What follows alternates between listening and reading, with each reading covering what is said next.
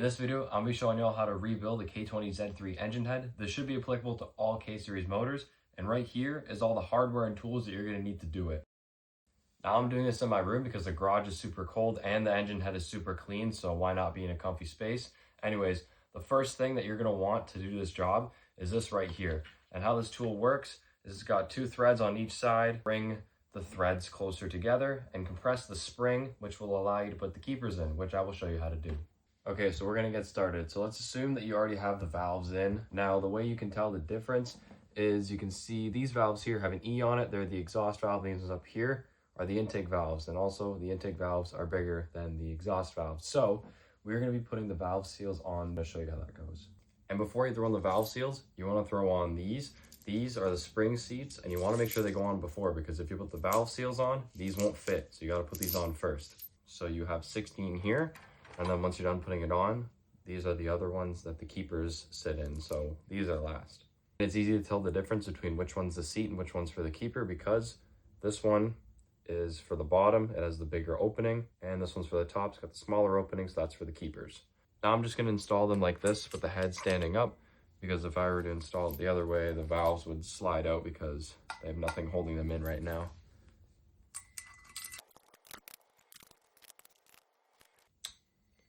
And there we go. Now we can throw in the valve seals. Another thing that I'm throwing in is this drag cartel filter. It goes right here on the front. Might as well throw our sensor back in. Again, I'll torque it down later. Now it's time to throw in the valve seals. So the seals themselves seat right about here. So you can see this is the top of the valve. You can see it moving around. Something that you may encounter while doing this job are these little things here. These are little dowel pins, and they help the head align with the block properly. One goes on the timing side and one goes on the transmission side. And you'll see they sit kind of here. No, they sit kind of here, and half of it would be in the head, half would be in the block. So if they end up in a head, it's just better to throw them back into the block when you're reinstalling everything. And here's your part numbers for your intake and exhaust valve seals. And what I'm doing here is taking out all the valves so I can put in the seals easier. Make sure you number these, don't mix them up. All right, now let's go ahead and install these valve seals. You're going to use a little bit of assembly lube to throw them in, just so you don't damage the rubber on the inside of the seals. To actually install them, first I place them down, and then I use this metal tool here to press them in. You can also use a socket. Just make sure that when you're doing it, you're pressing down on the metal rim on the outside and not the top of the rubber there. Then just repeat the exact same thing for the exhaust side. And I noticed with the exhaust side, the seals seat a little bit higher. And that's it for the valve seals. You can go ahead and throw your valves back in. Just make sure you put the right ones in. Put some assembly lube on it. I definitely put too much, but that's all right.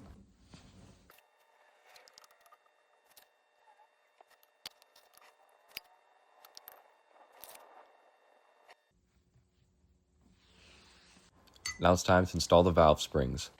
Now when I got the head cleaned out, the shop that I went to color-coded the intake and exhaust springs so that I installed them correctly.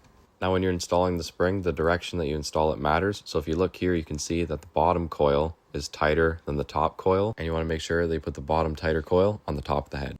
So to actually throw these in, I put the head standing up so that I could fit the tool around it easier. So how I actually did it was I positioned the tool on the back of the valve and I put it really close to the spring on the front. And then I slid in the top hat and then started compressing it. Now you want to compress the spring enough that you can see the grooved part of the valve stem poke out. And what you're going to do here, once you see this part, is you're going to slide in the keepers. When you put them in, they're not going to slide past the groove. As you can see here, when I press it in, it only goes so far. And once you've got those in place, you can slowly start to decompress the spring. When you're doing it, you might notice the keeper might want to come out. All you're going to do here is just decompress the spring slightly, then you'll be able to seat it back, and then you're good to try again. And that's it. That's what a seated valve spring looks like. Now you just got to do this 15 more times. Stay tuned for more videos. I'll be showing y'all how to rebuild the rest of the head in my head studs video.